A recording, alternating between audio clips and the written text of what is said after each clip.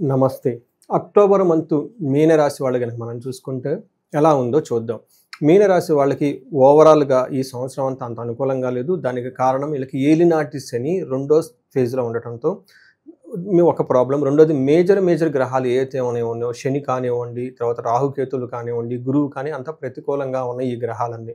దీనితో మీనరాశి వాళ్ళందరూ చాలా ఇబ్బందులు పడిపోతూ ఉన్నారు. పర్టిక్యులర్‌గా ఉత్తరాభాద్ర నక్షత్రం కానివ్వండి, రేవతి నక్షత్రం కానీ చాలామందికి బిజినెస్‌లో లాసులు రావటము, భార్యాభర్తల మధ్య గొడవలు రావటము, భార్యాభర్తల మధ్య అనవసరమైన మూడవ వ్యక్తి లేదంటే వేరే వాళ్ళు ఇంటర్ఫేర్ అవటం, వాళ్ళతో గొడవలు రావటం, ఇవన్నీ జరుగుతుంతో పాటు చాలామందికి జాబులు పోవటము, రిజిగ్నేషన్లు చేయటం ఇవన్నీ జరుగుతూ ఉన్నాయి. మీనరాశితో పాటు ఇంట్లో ధనుసు రాశి వాళ్ళున్నా, కుంభరాశి వాళ్ళున్నా, మేషరాశి వాళ్ళున్నా, పర్టికులర్‌గా సింహరాశి వాళ్ళు ఎవరైనా ఉన్నా కానీ ప్రాబ్లం చాలా అధికమయ్యి సిచ్యువేషన్స్ అంతా అవుట్ ఆఫ్ కంట్రోల్ అయిపోయేసి ఇబ్బందులు పడిపోతూ ఉన్న వాళ్ళు చాలామంది ఉన్నారు.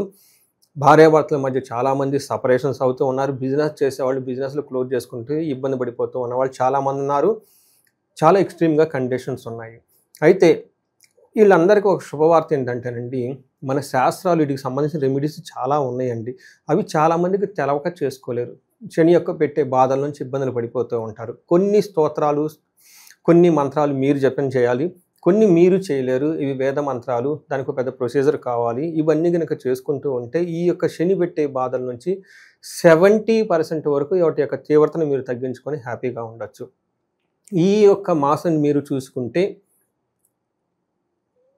అక్టోబర్ మంత్ కనుక మీరు చూసుకుంటే మీనరాశి వారికి ఇంకా చాలా ప్రాబ్లమాటిక్గా ఎక్కువగా ఉంది. చాలా ప్రాబ్లమాటిక్గా ఉందని మీరు గమనించుకోవాలి. జాబులు పోయే అవకాశం ఎక్కువగా ఉంటుంది. ధన ప్రవాహం అయితే అసలు రాదు. చాలా కష్టమైన టైం అనే పరిస్థితుల్లో మీరున్నారు. కానీ మీకు ఒక లక్, అదృష్టం ఏమంటే అక్టోబర్ మాసంలో 2 ముఖ్యమైన పండుగలు కూడా ఉన్నాయి. చక్కగా దసరా, దీపావళి ఎంతో ఆధ్యాత్మికంగా జరుపుకోండి. ఎవరైతే ఉన్నారో దసరా నవరాత్రుల పాటు చక్కగా నిష్టగా చేయండి.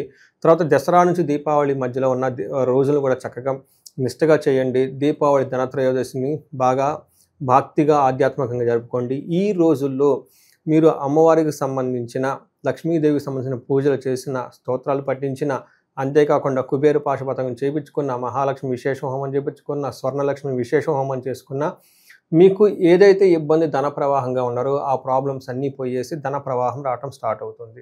శని యొక్క బాధలు కూడా చాలా వరకు తగ్గించుకునే పరిహారాలు ఉన్నాయి. ఇవి ఎవరైతే చూస్తున్నారో, ఫీల్ అవుతున్నారో, ఇలాంటి ప్రాబ్లమ్స్ మీరు కనుక ఫేస్ చేస్తూ ఉంటే స్క్రీన్ మీద కనిపిస్తున్న నెంబర్ ద్వారా ఒక్కసారి నన్ను రీచ్ అవ్వండి, కన్సల్టేషన్ తీసుకోండి, పరిహారాలు చేసుకొని హ్యాపీగా ఉండొచ్చు. నెక్స్ట్ మీనరాశి వాళ్ళు కనుక చూసుకుంటే ఈ అక్టోబర్ మాసంలో 3 గ్రహాలు మారుతూ ఉన్నాయండి. 3 గ్రహాలు, ఈ 3 గ్రహాలు కూడా వీళ్ళకి ప్రతికూలంగా ఉన్నాయని మనకు చెప్పవచ్చు. ఒకటి, మనకి సంస్కృతంలో మహర్షులు ఏం చెప్తారంటే ఈ రాశి వాళ్ళకి ఈ ప్రస్తుతం ఉన్న కండిషన్లో ఎలా ఉండబోతుందంటే పీడా మృతిం పుత్రలాభం యువత జని బాధ అని చెప్తారు. అంటే ఈ టైంలో సూర్యుడు 8th హౌస్లో ఉండటంతో ఏదో ఒక విధంగా బాధపడుతూ ఉంటారు శారీరకంగా, మానసికంగా. 8th హౌస్లో అగైన్ కుజుడు ఉండటంతో డేంజరస్ టు లైఫ్ మృత్యం అని చెప్తూ ఉంటారు. తర్వాత యువతి జన బాధ, ఎవరైతే లేడీస్ ఉంటారో ఓ యంగ్ గర్ల్ ద్వారా లేదంటే లేడీస్ ద్వారా చక్కగా విపరీతమైన ప్రాబ్లమ్స్ వచ్చే అవకాశం ఎక్కువగా ఉంటుంది. భార్యాభర్తల మధ్య తీవ్ర స్థాయిలో గొడవలకు వెళ్ళిపోయేసి మూడవ వ్యక్తి ఇంటర్ఫేర్ కావడంతో మీ యొక్క రిలేషన్షిప్ చాలా వీక్ అయ్యే అవకాశం ఎక్కువగా ఉంటుంది. మీరు చాలా క్లవర్గా ఉండాలి. ఇవన్నీ మీకు శని పెట్టే బాధలలో భాగంగా అని గమనించుకొని పేషెన్సీగా ఉండటం చాలా ఉత్తమం. అంతేకాకుండా ఈ టైంలో పుత్రుల ద్వారా కానీ సంతానం విషయంలో కూడాను మీకు ఇబ్బందులు వచ్చే అవకాశం ఎక్కువగా ఉంటుంది. ఈ విషయాన్ని గమనించుకొని కొంచెం పేషెన్సీగా, సహనంగా ఈ రాశి వాళ్ళు ఉండటం చాలా ముఖ్యం. 8th హౌస్లో సూర్యుడు ఉండటంతో మనకి మహర్షులు ఏం చెప్తారంటే దుర్దోష శత్రు సంవాదో గమనాగమన వ్యధ దుఃఖవార్తాశ్రుతం చైవ అష్టమస్తే యథారవిహి అని చెప్తారు. అంటే ఈ టైంలో మనస్సు అనేది మీరు చెడు పనులు చేయాలని ఒక ఆలోచన వచ్చేస్తూ ఉంటుంది. తర్వాత శత్రువులతో గొడవలు పడే అవకాశం ఎక్కువగా ఉంటుంది. ప్రయాణాలు చేస్తే ఇబ్బందులు పడే అవకాశం ఎక్కువగా ఉంటుంది.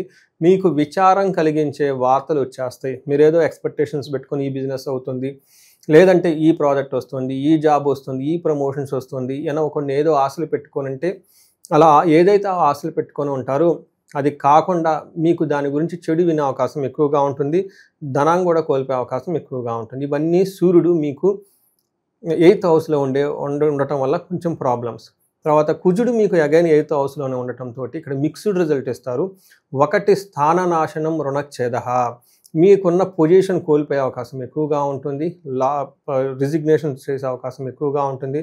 తర్వాత రుణచ్ఛేదః, విపరీతమైన అప్పులు చేయాల్సి వచ్చి అప్పుల బాధలు మిమ్మల్ని ఇబ్బంది పెడుతూ ఉంటారు. దీనితో పాటు కసారోగ పీడనం, మీకు విపరీతమైన దగ్గు వచ్చేస్తుంది. ఏదైనా పని చేస్తే కలిసి రాకుండా ఉండే అవకాశం ఉంటుంది. కానీ ఒక్క విషయంలో కొంచెం ఇంపార్టెంట్, ఇన్ని ఇబ్బందులున్న ధన ప్రవాహం ఏదో ఒక విధంగా అయితే మీకు వచ్చేస్తూనే ఉంటుంది. టెంపరీగా ఆ యొక్క మీకున్న ఇబ్బందుల్ని ఆ టయానికి ఏదో విధంగా డబ్బు వచ్చి ఆదుకుంటూ ఉంది. ఇంకొక ముఖ్యమైన విషయం మీనరాశి వాళ్ళు గుర్తుపెట్టుకోవాలి, పర్టికులర్గా with respect to the opposite sex. Gents అయితే లేడీస్ అయితే జెంట్స్ ద్వారా ప్రాబ్లం అయితే రాబోతుంది. 7వ ఇంట్లో శుక్రుడు ఉండటం వల్ల ఏమని చెప్తారంటే కోపస్తదహ భీదిహి సర్వక్లేశ జీవనం స్త్రీ జాడ్యం మేహరోగాది భృగో సప్తమే ఫలం అని చెప్తారు. అంటే ఈ టైంలో మీకు స్త్రీలతో గొడవలు వచ్చే అవకాశం ఎక్కువగా ఉంటుంది. లేడీస్ అయితే జెంట్స్తో గొడవలు వచ్చే అవకాశం ఎక్కువగా ఉంటుంది. ఎప్పుడు ఏదో మానసికంగా దిగులుతో ఉంటారు, భయంగా ఉండి ఎక్కువ ఉంటుంది, విపరీతంగా కోప్పడే అవకాశం ఎక్కువగా ఉంటుంది. అయితే ప్రేమికులు మాత్రం లవ్ బర్డ్స్ ఎవరైనా ఉంటారో వాళ్ళకి లవ్ రొమాన్స్ కొన్ని విషయాల్లో మాత్రం చాలా అనుకూలంగా ఉందని మీరు గమనించుకోవచ్చు. అయితే భార్యాభర్తల విషయంలో ఆ లవ్ వచ్చేసి ఇబ్బంది పడకూడదు, అది చాలా ప్రాబ్లం మీకు క్రియేట్ చేస్తుంది. ఆల్మోస్ట్ మీకు విడిపోయేదాకా అవకాశం కూడా ఉంటుందని గమనించుకోవాలి. నెక్స్ట్ పూర్వభాద్ర, ఈ నక్షత్రంలో ఈ రాశిలో జన్మించిన నక్షత్రాలు కనుక చూసుకుంటే పూర్వభాద్ర, ఉత్తరాభాద్ర, రేవతి 3 నక్షత్రాలు ఉంటాయి. ఉత్తరాభాద్ర నక్షత్రం వాళ్ళకి 3 నక్షత్రాల వాళ్ళకి హెల్త్ కాంప్లికేషన్స్, రోగము చూపిస్తుంది కాబట్టి చాలా కేర్ఫుల్గా ఉండాలి. తర్వాత దరిద్రం కూడా చూపిస్తుంది. మీ ఫైనాన్స్ వస్తుంది కానీ అది వచ్చిన డబ్బు మీకు సరిపోక చాలా ఇబ్బంది పడిపోతూ ఉంటారు. తర్వాత ఒక చిన్న ఆశాజ్యోతి ఏంటంటే బుధుని వల్ల మీకు రాజ్య లాభము, ప్రమోషన్స్ వచ్చే అవకాశం కూడా ఉంది ఎక్కడో ఒక చోట, కానీ అతిగా భయపడుతూ ఉంటారు. ఫైనల్గా చూసుకుంటే చాలా ప్రాబ్లమ్స్తో ఛాలెంజెస్తో కొంచెం ప్రమోషన్స్ వచ్చే అవకాశము, కొన్నిసార్లు మీకు కొన్ని రాశులకు ఉత్తరాభాద్ర రేవతి వాళ్ళకి కొంచెం లాభప్రదంగా కూడా ఉండే అవకాశం ఎక్కువ ఉంటుంది. పూర్వభాద్ర ఉత్తరాభాద్ర నక్షత్రం వాళ్ళకి గాయాలయ్యే అవకాశం ఉంటుంది. ఒకటి, శనికి సంపూర్ణమైన శాంతులు చేయించుకోవడం చాలా చాలా ఇంపార్టెంట్.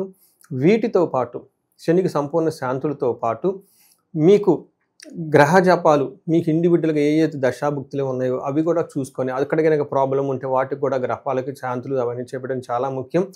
ఎవరైతే ఈ రాశి వాళ్ళు శనికి సంపూర్ణ శాంతితో పాటు దక్షిణ కాళీ అమ్మవారి యొక్క జపం చేయించుకోవడం చాలా ఇంపార్టెంట్. ఇది దశ మహావిద్యలోనే అమ్మవారి యొక్క శక్తి. ఎందుకంటే దక్షిణ కాళిక అమ్మవారు శనికి అధిష్టాన దేవత కాబట్టి ఈ గ్రహం ఈ జపం చేయించడం కూడాను చాలా వరకు శని బాధల నుంచి ప్రభావము, శని పెట్టే ప్రభావం నుంచి బయటపడే అవకాశం ఎక్కువగా ఉంటుంది. అంతేకాకుండా ఈ రాశి వాళ్ళు విపరీతంగా ధనం కోల్పోయే అవకాశం ఎక్కువగా ఉంటుంది, ధనానికి ఇబ్బంది పడే అవకాశం ఎక్కువగా ఉంటుంది, అప్పులు చేసే అవకాశం కూడా ఎక్కువగా ఉంటుంది. కొత్తగా వచ్చే రెవెన్యూ సోర్సెస్ ఆదాయం అనేది వీళ్ళకి ఉండదు. ఇలాంటి వాళ్ళు ఎవరైనా కనుక ఉంటే మీరు ఇమ్మీడియట్గా హై ప్రయారిటీతో ఈ టైంలో దీపావళి దసరా మధ్యలో ఉన్న టైంలో కుబేరు పాశుపతం కానివ్వండి, 1-2 సార్లు మహాలక్ష్మి విశేష హోమం కనుక చేయించుకున్న, స్వర్ణలక్ష్మి విశేష హోమం చేయించుకున్న మీ చుట్టూ కొత్తగా రెవెన్యూ సోర్సెస్ వచ్చి మీకు ఆదాయం పెరిగే అవకాశం ఎక్కువగా ఉంటుంది. సో ఈ అవకాశాలను అంతా సద్వినియోగం చేసుకొని తగు పరిహారాలు చేసుకొని మీరు జీవితంలో 10 అంతలు ముందుకు వెళ్ళాలని నేను కోరుకుంటున్నాను. మీకు అష్టైశ్వర్యాలు భోగభాగ్యాలు కలగాలని చెప్పి కోరుకుంటున్నాను. నమస్తే.